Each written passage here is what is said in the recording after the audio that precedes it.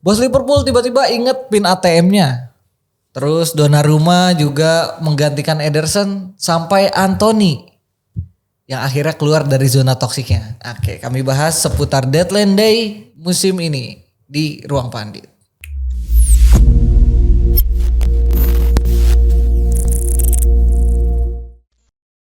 Di sini kita akan bahas Deadline Day. Ada Mas Irawan, pengamat Serie A. Waduh. Dan Abdi, pengamat dari apa aja lah dia Liga Inggris dan semuanya. Oke, kalau saya ngamatin apapun yang bisa saya amatin. Oke, kita bahas dulu lah yang paling asik di sini yaitu Deadline Day. Kemarin tiba-tiba agak cukup rame lah sebenarnya ya. Cukup rame karena beberapa pemain besar yaitu kayak Isak, Donnarumma sampai Anthony itu pindah klub gitu. Nah, kalau dari lu Mas Irawan siapa yang pindahan yang paling menarik di Deadline Day terakhir kemarin? Yang paling menarik ya nggak dimungkiri ya, nama Isak ini menyita perhatian banget, bikin kesel sepanjang musim. Iya. Gitu kan, bikin masalah segala macam sampai akhirnya ya walaupun dari awal juga udah diprediksi kalau Isak tetap bakal keluar kok, apalagi gak mungkin kan Newcastle bakal menyimpan bom waktu gitu. Iya. Masalahnya dan ini kan berimpactnya ya efek domino ya terhadap Wisa yang akhirnya gabung Newcastle juga. Wisa juga bikin masalah juga di Brentford. Akhirnya memang ini transfer Liga Inggris toxic semua ini makanya. Toxic. Udah pemain-pemain zaman sekarang deh ya. Ya beres ini. Ya walaupun ya Donnarumma udah cukup diprediksi karena dari awal kan dia emang udah terasingkan lah ya dari Luis Enrique. Akhirnya isunya sempat beredar banyak, dia pengen kembali ke Italia, terus dia pengen kemana. Akhirnya Manchester City jadi klub yang terdepan ya why worth it lah gitu dengan kualitas Donnarumma, gaji naik lumayan gitu, dan dia pengganti Ederson yang kiper macam apa itu? itu kiper apa ball playing back aja bisa ngandelin passing jauhnya doang. Iya, makanya kiper juga ya. Yang dibanggakan kiper dengan assist paling banyak. Untuk apa? Enggak usah jadi kiper. Enggak usah ada Tijani, enggak apa-apa. Iya, memang janggal juga maksudnya ya. Padahal tapi memang sebenarnya kalau Ederson di beberapa match kadang tiba-tiba jago gitu. Di pas City juara UCL juga kan di final dia jadi pembeda juga waktu itu. Tapi berarti kan artinya si Pep harus ada shifting di strateginya kan dari yang awalnya ngandelin long pass-nya Ederson. Sekarang beneran udah lu jaga gawang aja, berarti si tugas passing jauh itu dioper ke pemain lain. Iya, kayaknya ke back sih pasti ya kayaknya. Jadi pasti ke back. Iya. Nah, kalau lu gimana? Siapa yang paling menarik tapi? Paling menarik kalau di transfer ini sebetulnya gue Højlund di Deadline Day. Kenapa? Napoli. Nah, menarik karena lebih mungkin bisa dibilang sedikit mengejutkan ya, cuman gak terlalu mengejutkan juga karena di musim lalu pun McTominay ke Napoli juga orang heran gitu, kenapa anak ini tiba-tiba terasingkan ke Italia gitu, ke Serie A yang ternyata akhirnya jadi MVP di Serie A, ternyata jadi tulang punggung tim di tim barunya. Ada apa dia di tim sebelumnya gitu. Mas gua sebenarnya kan kasusnya Højlund sama kurang lebih mirip-mirip lah gitu. Dalam tanda kutip tersingkir sejak kedatangan 3 attacker baru itu kan. Ada Cunha, ada Mbeumo sama Sesko gitu. Jadi bisa jadi menurut gue ini menarik, bisa jadi ya Højlund ke Napoli bisa buat dia ngebuktiin diri dia kalau MU salah ngelon gue ke Napoli gitu. Gue sih ngelihatnya dari sisi itunya gitu, kenapa menarik gitu. Semacam apa ya? Kayak pembalasan gitu ya. Ada yang mau dibuktiin sama Højlund. Berarti apa emang sebenarnya masalahnya di klub sebelumnya gitu kan? Ya kalau kita ngelihat gak usah dari McTominay, Chris Smalling aja ke Roma ternyata seberguna itu sama timnya. Masalahnya kan kita sempat dengar ya selentingan ucapan-ucapan mungkin beberapa pandit yang bilang McTominay bagus di Serie A gitu. Ya emang liga macam apa gitu. Pokoknya bahasa gitu. Padahal kan ya ternyata emang sebenarnya kualitas dia bagus. Gitu. Karena di McTominay waktu di akhir-akhir era Ten Hag, dia kan suka dijadiin super sub juga kan. Main di belakang striker dan memang sering cetak gol gitu. Dan itu yang disayangkan bahkan sama fans-fans MU sendiri bahwa kayaknya posisi terbaik Tomina ini bukan di gelandang bertahan deh gitu. Iya, betul. Emang di belakang striker dan dia kayak finisher aja gitu, box to box mungkin ya kan. Terbukti. Bisa masuk ke depan, bisa bantu bertahan tapi nggak stay di belakang gitu. Iya, iya. Ternyata dia bagusnya di situ gitu. Iya. Tapi indikator orang nyamain dia di Napoli jago berarti levelnya segimana. Tapi kan nggak bisa kita Nggak bisa head to head juga. Premier League artinya di atas sama Serie A. Bisa jadi McTominay di Napoli, ya Napoli bisa mengeluarkan Potensinya. potensi terbaiknya si McTominay, dan McTominay juga nyaman di situ. Bukan Iya, mungkin itu betul. juga terjadi sama Højlund gitu. Kalau anaknya dikasih ruang berkreasi sedikit, dikasih kepercayaan, ya kita lihat aja gitu. Iya itu makanya memang kan kadang ya namanya pemain kan kadang cocok-cocokan juga kan sama liga. Jadi bukan berarti kita ngelihat di Liga Inggris jelek, di Serie A bagus, di La Liga bagus, berarti level pemainnya masih gitu. Cuman bisa main di liga itu kayaknya enggak sesimpel itu kan. Kecuali Menafsirkannya. Messi di MLS gitu bagus ya udah lah. Ya udah MLS Itu gitu. baru level, itu baru ngomong level. Tapi kalau ngomongin tadi kan tadi Abdi sempat ngasih 2 contoh kan, Chris Smalling sama McTominay lah, 2 alumni MU yang di MU biasa aja terus bagus di klub barunya. Sebenarnya itu kan bukan cuma 2 ya, ada nama Anthony juga. Anthony tiba-tiba bagus. Terus coba sebutin berapa nama lagi. Greenwood juga. Greenwood walaupun Sebenarnya bagus ya, dia keluarnya karena ada masalah non teknis ya di luar sepak bola gitu. Berarti kan nggak tahu apakah kita bisa ambil kesimpulan bahwa emang ekosistemnya MU ini yang sedang bermasalah gitu untuk terhadap pemain-pemain ini gitu, atau MU yang nggak bisa mengoptimalkan mereka, entah pelatihnya, manajemennya atau lingkungannya gitu, sehingga akhirnya mereka keluar dan mereka bagus gitu, atau gimana, atau emang nggak cocok aja? Bisa jadi kayaknya memang kalau ngelihat udah di titik ini ya, kalau gue pribadi ngelihatnya memang kayak emang MU sih masalahnya gitu loh. Bahkan Rashford juga kan kayak ngomong kan bahwa di MU terlalu mudah berubah gitu. Misalkan besok lu sama pelatih ini mainnya kayak gini, besok udah beda lagi. Turnovernya tinggi Iya kayak. gitu, kayak perpindahannya terlalu cepat gitu. Kadang pemain mungkin nggak bisa mengikuti ritme itu kan. Kayak startup zaman sekarang turnovernya Iya tinggi. makanya terlalu cepat gitu. Orang udah pindah lagi, ganti pemain lagi, ganti temen tim lagi, kan susah juga gitu kalau buat pemain ya. Kadang memang kayaknya dari MU-nya juga sih, artinya bukan pelatih, bukan pemain, artinya dari MU-nya juga. Manajemen klub berarti. Iya. Ya. Ineosnya. Iya. Wah iyalah. Gak tahu juga tuh kalau itu ya. Gak tahu juga tuh karena kita gak mantengin MU juga sih. Ya karena kan Ronaldo juga sempat mengkritik kan, saya pergi dari MU, Carrington begini, saya pulang Carrington masih begitu begini juga aja. gitu. Nah, berarti kan gak ada yang berubah gitu. Tapi gak tahu juga ya, sekarang udah di titik kayak gitu sih, kayak nih sebenarnya masalahnya apa sih MU gitu loh. Terlalu apa ya, masa ya sesimpel orang pindah dari tim dia langsung jago kan janggal kan kalau kayak gitu. Terus ganti pelatih Dan masih orang jelek pindah, gitu. orang pindah ke MU di tim sebelumnya dia kepake nih. Bagus. Kata MU redup. Iya kan aneh ya. Sekali dua kali. Aneh ya. Pogba. Pogba. Ya itu Højlund. Lumayan maksudnya di Atalanta lumayan lah kepake maksudnya. Pogba dan dibuang lain-lain. Sir Alex ya kan, karena dia nggak bermasalah. Mungkin diambil Juventus secara gratis, bagus banget. Balik lagi 100 Dibeli juta. lagi MU, berantakan lagi. Iya. Tapi sebenarnya waktu di MU sebenarnya masih bisa. Masih bisa, sebenarnya masih bisa, Sayangnya Pogba. memang nggak dikasih kepercayaan lebih aja. Betul. Maksudnya kasih waktu lah harusnya gitu. Tapi selain deadline day, ada gak pemain yang menurut lu sangat kepindahannya tuh sangat mencuri perhatian lah gitu? Selain Alexander di Isak deadline lah. day ini. Alexander Isak mencuri perhatian. Kalau pertanyaan sangat mencuri perhatian, kurang mencuri perhatian. Tapi apalagi. buat di tim barunya itu potensinya bakal kepake lah gitu. Ini orang bakal Isak sih klop banget karena kalau kita baca-baca catatan Isak, Yang si Liverpool catatan ya? pribadinya Isak juga kan kelihatan ya.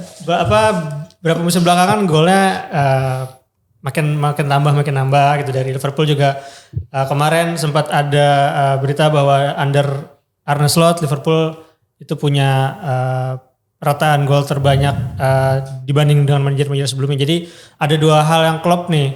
Maksudnya klop ketemu gitu. Isak sering ngegolin, Liverpool sering ngegolin. Sebetulnya ini cocok. Nah tinggal pembuktiannya aja nanti di atas. Ya kalau pakai logika sederhana kayak gitu mungkin cocok bisa. gitu Cuma kan. sepak Tapi bola, kalau gua ngelihat sebenarnya posisi Isak sama Ekitike kan sama gitu.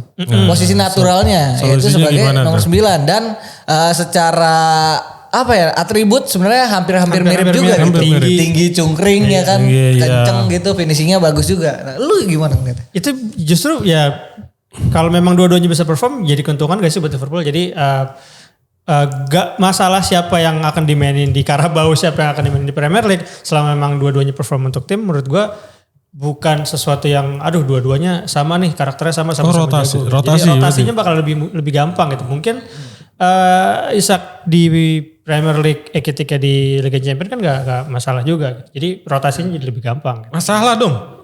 125 ya. Iya. Yang satu 95. Di rotasi. Makanya Mubazir itu banget juga. ente. Apalagi ada Bir juga kan. Di tengah tuh. Ente Sahroni ya bang. Banyak duit. Bubar, buset deh kayaknya gue ngeliat Liverpool juga kayak buset deh ini 100 juta masa ya mau di. Kadang pelatih juga pasti mikir kayak gitu kan. Dan pasti biasanya ada dorongan dari board kalau di Madrid Atau biasanya kayak gitu. belum ada klausul-klausul yang kita nggak tahu dari agen kadang. Pemain gue harus main minimal sekian game dalam semusim. Itu kan kadang yang bisa, nah apa malah ini bisa jadi bumerang buat Arne Slot dan Liverpool mas setelah musim sebelumnya itu nggak ada pembelian sama sekali paling Chiesa doang. Coba. Ya nggak tahu yang di otaknya FSG ya. FSG John W. Henry ini sebenarnya. Good businessman John. Bertahun-tahun kita entah itu fans Liverpool ataupun fans di luar Liverpool mengetahui bahwa John W. Henry ini sosok yang pelit. Gitu. Yang pelit, yang susah ngeluar duit. Tiba-tiba di musim ini udah berapa duitnya digelontorkan? Ini 480 juta. 400 jadi tim paling boros gitu. Tapi boros nggak boros kan tergantung nanti pembuktian kepake berguna apa enggaknya gitu. Sebetulnya kan diksi boros kalau itu gagal semua baru bisa dibilang boros. Iya sih, tapi tetap aja 400 juta dalam satu bursa transfer sih ya. Gimana ya? Iya. Buset kayaknya. Dulu kita ngata-ngatain Chelsea dalam satu bursa transfer ngeluarin. Kan? Nah kalau Chelsea waktu itu beli Caicedo, beli Lavia. Iya dari sekian nama-nama itu kan mana yang works mana yang enggak, nah baru bisa kita ambil kesimpulan boros. Iya juga sih maksudnya tapi kan. Boros sih Frimpong udah cedera. Iya kan kita bicara efisiensi kan, maksudnya apakah ini kepake atau enggak, apakah bisa dioptimalkan. Makanya kalau tadi lo bilang, oke nanti Isak sama Eketika kan gimana rotasiannya aja lah. Iya nggak efektif dong, duit segitu untuk rotasi kan sama aja mubazir. Ya tapi mungkin tapi duitnya kan duit surplus bukan duit modal. Iya oke. Jadi dari segi ekonomi, dari segi neraca yang kita tahu Henry pelit banget, mungkin menurut Henry itu masih masuk. Ya udahlah ini emang bakar duit lah kita lah. Tapi memang kalau gua ngelihat apalagi kan Liverpool sebenarnya udah kehilangan 3 penyerang mereka kan musim ini kan Luis Diaz, Nunes sama almarhum Jota. Almarhum Jota yang ya kita kehilangan 2 sih, kehilangan Diaz sama Jota ya. Iya. Nunes ya tetap aja dong buat rotasi jatuhnya kan Nunes kan musim kemarin kan. Nunes nggak kehilangan Liverpool, gajinya lebih tinggi. Iya jauh. Iya juga sih. Tapi kan di pas uji coba dia golin banyak tuh sebenarnya. Iya. Justru kan awal-awal pasnya Liverpool kayak ini musim pembuktiannya Nunes gitu setelah kepergian Jota malah pindah juga ujungnya. Ya maksudnya kan kalau kita ngelihat ya dengan hilangnya 3 penyerang itu ya ditambah lagi dengan berarti datengin 2 ya penyerang ya kan Ekitike sama Isak aja ya. 2 penyerang ya sama gelandang yang bisa main di kiri juga kadang. Ya itu mungkin buat nambal kehilangan itu ditambah lah kalau gue ngeliatnya walaupun memang dari segi biaya transfer kayak tinggi banget tapi ya udah biarin lah Liverpool lagi kaya gitu kan. Udah nahan-nahan musim-musim lain ya udahlah biarin lah sekali. Terakhir kali Liverpool nambal dari transfer gede ini kan bukan transfer ya. Terakhir kali Liverpool nambal dapat duit banyak terus beli nambah pemain tuh ya datangnya Ricky Lambert, ada Melalana. Kayak itu Torres ya? Jual Torres ya? Jual Torres. Ya. Bukan ya? Bukan jual Suarez. Oh Suarez. Jual Suarez. Ya. Kalau jual Torres, Andy Carroll. Terakhir kali Liverpool datengin penyerang Newcastle yang lagi produktif. Dan termahal. Itu dan termahal itu Andy Carroll. Itu yang di episode sebelumnya banyak dikritik tuh. Ketika gue bilang ya kenapa gak ngambil Isak aja, Ekitike belum teruji gitu. Lah terakhir kali Andy Carroll gak ngaca. Iya juga ya. Iya tuh. Walaupun udah teruji dengan IPL ternyata. Iya. Masih kayak gitu ya. Iya. Oke. Walaupun memang kalau Liverpool ya oke lah. Kalau gue pribadi ya udah lagi lagi nyenengin fans ya mungkin kan. Iya, tapi sebetulnya dari terlepas dari faktor striker atau enggak striker, so far Liverpool bisa seenggaknya dari 3 match itu bisa menemukan cara menang lah, menemukan sebetulnya 3 kemenangan Liverpool kemarin kan kalau dilihat itu ibaratnya plan B untuk menang gitu. Dari di lawan Bournemouth masukin Chiesa bisa 4-2, terus lawan Newcastle masukin Rio bisa menang, lawan Arsenal buntunya si Szoboszlai akhirnya free kick. Ya so far seenggaknya gak tergantung sama striker doang sih. Oke. Nah kalau lu Mas, siapa yang paling menarik di bursa transfer lah keseluruhan? Dan yang potensial bisa bersinar di timnya? Potensial bisa bersinar. Sebenarnya kalau kita ngomongin tadi Isak segala macam yang lain-lain, ya balik lagi ke efek dominannya adalah kedatangan Wissa ke Newcastle dan ini krusial banget. Wissa ini sebenarnya poin kuncinya Newcastle apakah mereka bisa sustain lagi di papan atas, bisa bersaing lagi di Eropa atau enggak gitu. Karena Isak ini ibaratnya udah hampir dari separuh nyawanya Newcastle lah kalau bahasa kitanya, walaupun itu terlalu berlebihan tapi ya kita anggap udah separuh nyawanya. Ketika Isak pergi, kelihatan di beberapa pertandingan tuh Newcastle susah banget bikin gol gitu. Mungkin iya. Yang diandalkan Gordon jadi false nine, terus lain-lainnya Harvey Barnes, Jacob Murphy, terus semuanya selalu mentok. Bahkan striker barunya Osula juga belum bisa apa-apa. Ya, emang Newcastle butuh banget kan seorang nomor 9 baru yang bisa menggantikan peran Isak. Dan sebenarnya Wissa ini emang salah satu jawaban. Cuman emang kemarin karena terluntang-lantung segala macam ke tarik ulurnya Isak sampai akhirnya Wissanya belakangan juga. Makanya itu yang paling menarik sebenarnya kalau di Inggris sih salah satunya Wissa ini. Berarti masih circle ini juga dong? Iya makanya. Tapi kalau soal Isak di Newcastle memang gue percaya bener sih kalau ngelihat memang ya kehilangan predatornya sih. Kalau segi permainan sebenarnya mereka tetap ya Newcastle pada umumnya gitu. Mereka semangatnya, fightingnya dan lain-lain bikin peluang juga banyak waktu lawan Liverpool juga kayak gitu kan. Sayangnya memang mereka nggak punya predator yang bisa diandelin lagi. Nah datanglah si Wissa sama satu lagi si Walter Made nih. Walter Made yang kurus tinggi itu tuh, striker Jerman tuh. Si Stuttgart. Menarik juga nih si Walter Made sebenarnya. Walaupun banyak yang bilang kalau striker Jerman di Inggris kurang gitu ya. Ya tapi kan kita bicara Jurgen Klinsmann juga bagus dulu kok. Iya, tenang ya itu mah cocok-cocokan aja. Siapa tahu ini cocok nih si Walter Made nih kayak Peter Crouch tinggi-tinggi nih. Cungkring tinggi, buset kayak nomor 9 murni gitu di Newcastle. Menarik lah karena Newcastle udah ngelepas si Wilsonnya juga kan. Kalau Wilsonnya itu dia. Nah kita ngomongin Inggris terus dari tadi. Iya. Jadi langsung aja dulu kita kalau lo ngeliatnya di Liga Inggris siapa yang paling potensial bisa buat juara dan pesaingnya di siapa di Liga Inggris? Iya Liga Inggris. Kalau juara favorit juara sejauh ini ya kayaknya masih ada di Liverpool dan Arsenal. City sebetulnya kalau ini ditanya di awal musim gue bisa nyebut City tapi so far dengan dia ternyata udah 2 kali kalah. Cuma kita nggak tahu Guardiola kan. Tapi sejauh ini Liverpool masih terlihat aman untuk dibilang kandidat juara terkuat gitu. Walaupun kita nggak bisa mungkin Chelsea lah. Grafiknya kalau diperhatiin perlahan tapi pasti Maresca udah mulai bisa tahu ini tim harus diapain.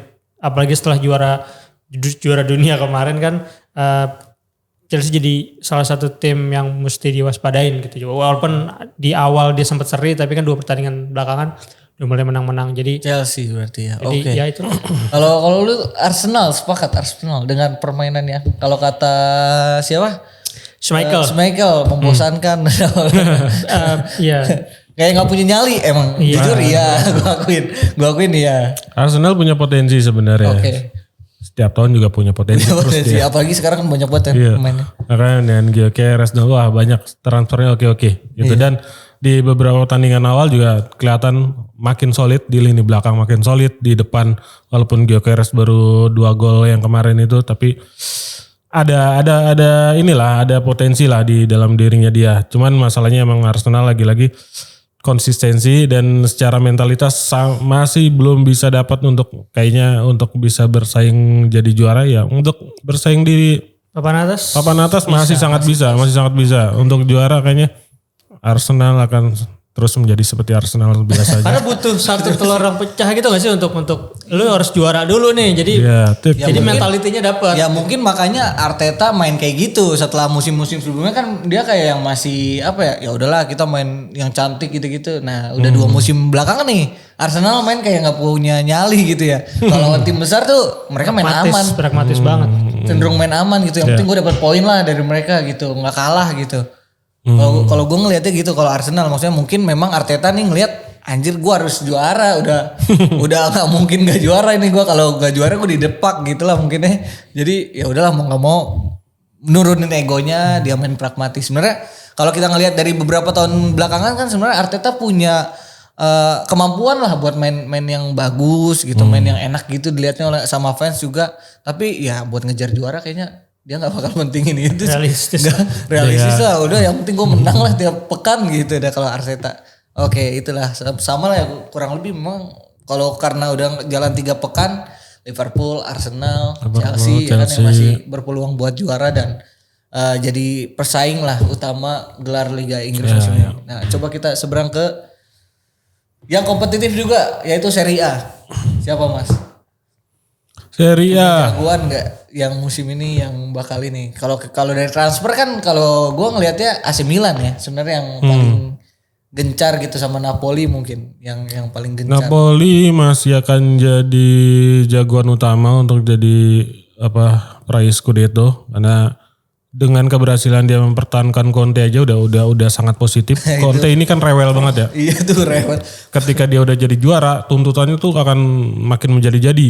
Biasanya waktu di Inter habis juara kan dia Conte minta A, B, C, Inter kondisi keuangannya gak mungkin kan akhirnya mereka berpisah. Iya caps langsung caps. Nah di Napoli akhirnya diturutin semuanya dan Conte bertahan. Dan orang-orang kayaknya nggak ini ya nggak ekspektasi itu ya. Iya. Soalnya si Laurentis ini agak tricky sebenarnya. Itu juga. Buat ngeluarin Bos salah satu juga saklek juga. Iya makanya. Buat ngeluarin duit kan agak sebenarnya kalau kita ngeliat belakangan agak berat sebenarnya. Nah ternyata si Aurelio Di Laurentiis ini bisa mengabulkan, bisa melunakkan egonya dia juga kan. Conte bertahan, dikasih dijejelin tuh pemain-pemain bagus semua kan, termasuk KDB datang. Harusnya logikanya dia tetap jadi pesaing utama juara. Tetap. Nah, tapi siapa yang kira-kira jadi rivalnya buat juara? Milan punya peluang walaupun masih kita harus ngelihat ilmu hitamnya Allegri. Of course. Seberapa manjur. Allegri bakal ketemu Arteta gak sih musim ini? Allegri kurang tahu deh. Ketemu di mana? Di UCL. Kan enggak dong. Iya. Sama ilmu hitam. Oh, sama ilmu hitam. Ya kan Milan gak di UCL. Iya, kalau ketemu baru tuh buat kelihatan. Makanya iya. Paling sama Atletico ya? Paling sama Atleti ya? Atletico ya. Makanya tergantung. Mungkin kalau Allegri akan tetap menjadi seperti Allegri, ada peluang Milan bisa bersaing ke papan atas walaupun untuk juara masih agak susah gitu.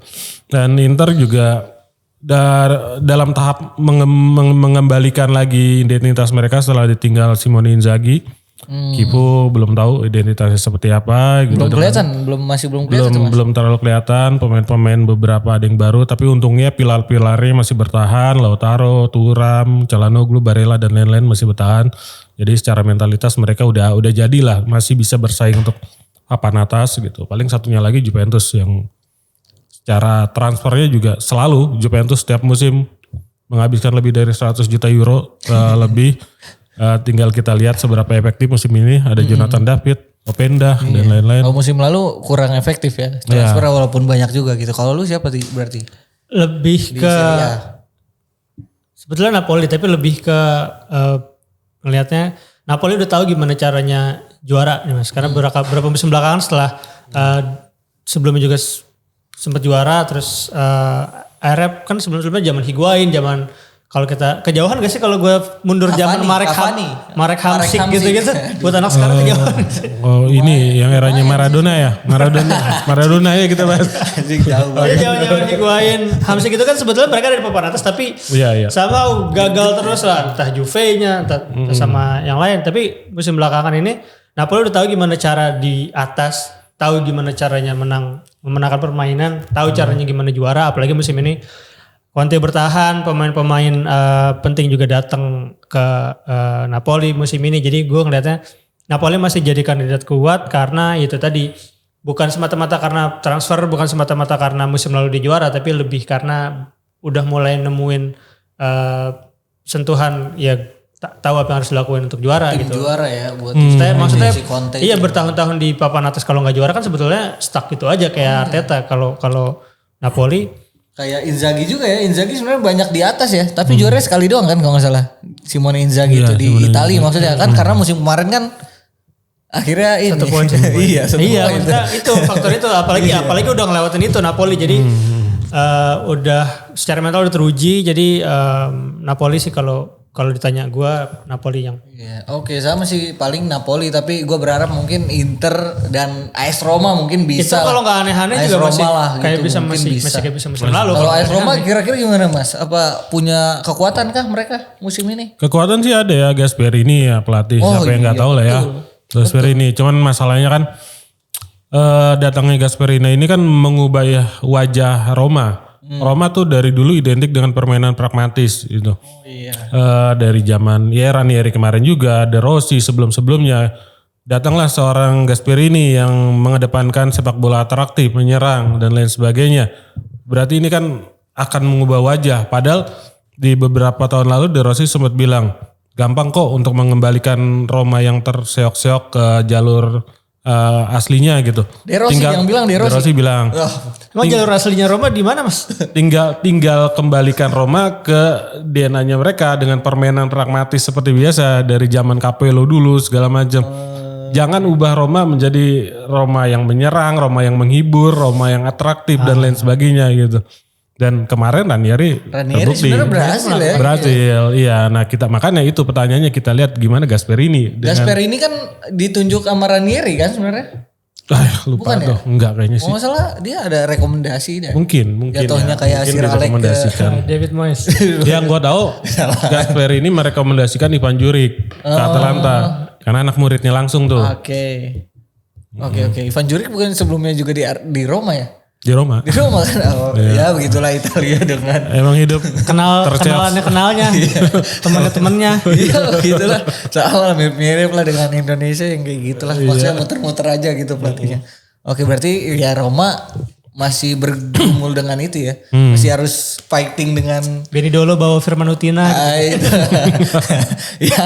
ya itulah Black Magic ya. Rahmat Darmawan ngambil siapa sih dulu Rahmat Darmawan iniannya anak emasnya gitu. Siapa banyak ada Pemain Afrika dia pasti ngandelin kemana pun pergi pemain. Ada yang dibawa ke Persipura tuh siapa lupa. Zarahan. Bukan Zarahan. RD gak ke Suka RD dulu suka bawa tuh ada. Iya ada. Jatuhnya kayak Mourinho, Ricardo Carvalho gitu. Ya. Coba yang tahu tulis komentar ya. Iya gitu. Pemain Indonesia dan anak-anak kesayangannya gitu. Iya. Oke. Terakhir mungkin La Liga. La Liga. Bisa dibahas dari transfer La Liga selain Anthony. Liga juaranya Levante ya. Tadi lo kalau Serie A kalau tim-tim kayak Cremo, Como gitu di mana? Antum berdua. Como kalau gue Como menarik ya karena ada di Kopas. Di Kopas. Como selalu gue anggap jadi salah satu tim yang bakal mengejutkan musim ini. Musim lalu udah mengejutkan, musim ini transfernya efektif. Morata. Morata. Delali. Jesus Rodriguez, terus back-backnya juga ada yang beberapa yang baru. Jacobo iya. Dan ya kelihatan bahwa targetnya Como itu udah makin ke atas. Memang tim itu ya visi klubnya jelas. Iya sih Como ya sebenarnya menarik banget ya Como di Itali karena bertentangan dengan klub-klub Italia yang biasanya bermasalah dengan uang lah gitu kan. Como kayaknya sebenarnya nggak bermasalah tuh mereka. Kalau mereka di papan atas gitu. Lihat ownernya Como siapa? Iya gitu. Paling sama Como itu klub paling kaya di Italia. Oh, kayaknya iya gak sih? Iya, iyalah logikanya kalau memang duitnya itu banyak dialokasikan ke situ ya. Tapi kan kita kan belum tentu Jarum mengalokasikan semua duitnya kan. Tapi karena melihat Como dengan potensinya kayaknya bakalan sih pelan-pelan. Ya lebih ke manajemennya Mas, lebih ke manajemennya bener gitu. Manajemennya Gak bener. sekadar mentang-mentang ownernya kaya, bakar duit. Tapi kalau Komo tuh dia stadionnya punya sendiri kan? Apa masih Punya Pemda. Kayaknya Pemkot. Makanya kan di awal-awal Jarum take over Komo, mereka kesulitan untuk renovasi stadion. Ya itu. Itu karena dari Pemkotnya belum approve. Iya karena sebenarnya Curiga menariknya Komo kan karena ya itu kan sebenarnya mereka bisa di gimmick-gimmickin gitu maksudnya tim ini tuh bisa Turismenya juga bagus. iya bisa dikomersialisasinya bagus gitu sebenarnya kalau dengan bener lagi lah gitu. Oke Komo, Cremonese, Cremonese itu Vardy, sebenarnya bagus. Jamie Vardy. Jamie Vardy. Cremonese itu backingannya kuat. Oke. ya. Oh gitu. Mussolini. Oh Ada Cucunya. cicitnya mainin itu. Mussolini. Si Mussolini ada. Jadi kan backingannya gila orang yang pernah jadi orang terkuat. Iya. Kacau. Belacau. Orang kuat. Oh Cremonese berarti menarik ya. Cremonese Kalau menarik. Sassuolo sih Gak tahu. ya senang lihat Izet sih. Iya, Perkembangannya Izet gimana kan. Solo ya. Tetap Semoga senang bertahan lah di Serie A. Iya gitu ya kan. Ada Nemanja Matic. Iya, Matic. Oke. Ada Berardi juga masih lumayan Berardi lah. masih. Paling enggak sekarang JIJ punya lini depan yang bisa percaya lah gitu. Kalau di Venezia kan gimana backnya udah bagus tapi tetap aja nggak gol-golin lah sama aja gimana mau menang gitu. Punya striker bagus, Pojan Palo dijual. Maksudnya gedek juga kadang kalau lihat Venezia gitu kan. Lihat aduh lini depannya gimana sih ini maksudnya.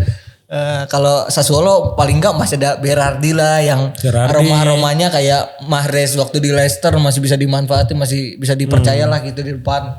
Bisa gocek-gocek gitu kan. Pinamonti. Masih ada Pinamonti ya? Ada. Oh iya ya. Pinamonti Sassuolo. Iya kirain udah ke Inter. Dia kan dari Inter kan sebenarnya. Dulunya kecilnya di Inter mudanya. Kecilnya Pinamonti. Sebenarnya yang banyak tuh apa sih? Esposito ya yang banyak ya? Apa Yang Esposito? iya Sebastian Esposito, Ada Pio Pio Esposito itu banyak tuh. Itu banyak tuh, itu jangka. Banyak pemain Italia yang nama-namanya mirip mah banyak. Tapi itu kayaknya adik kakak deh. Kalau itu ya. Itu keluarga berarti. Adik kakak kan keluarga kan Esposito. Iya banyak tuh mereka striker kebanyakan. Kalau dulu waktu gue kecil mitosnya Pellizzoli sama Antonioli itu saudara. Wah, Mitos ya. itu bukan mitos sih kayak apa sih namanya? Emang mitos ya jatuhnya kalau kayak gitu ya. Ya itu jokes-jokes aja. Jangan aja. Iya kan? Iya. Oke. Zaman kapan Antonioli Pellizzoli?